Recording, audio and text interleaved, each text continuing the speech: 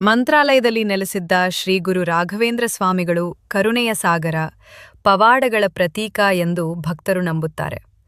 ಒಮ್ಮೆ ಭಕ್ತನೊಬ್ಬನು ಜೀವನದಲ್ಲಿ ಎಲ್ಲಾ ದಿಕ್ಕುಗಳಿಂದ ಸಂಕಟ ಎದುರಿಸುತ್ತಿದ್ದ.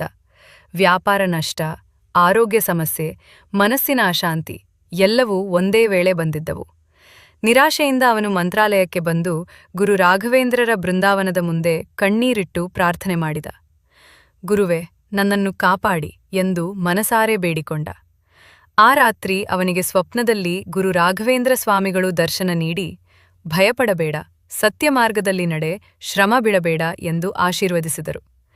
ಬೆಳಗ್ಗೆ ಎದ್ದಾಗ ಅವನ ಮನಸ್ಸಿಗೆ ಅಪಾರ ಶಾಂತಿ ದೊರಕಿತು. ಮನೆಗೆ ಹಿಂತಿರುಗಿದ ನಂತರ ಅವನ ಜೀವನ ನಿಧಾನವಾಗಿ ಬದಲಾಗತೊಡಗಿತು. ನಿಂತಿದ್ದ ವ್ಯಾಪಾರ ಪುನಃ ಚೇತರಿಸಿಕೊಂಡಿತು.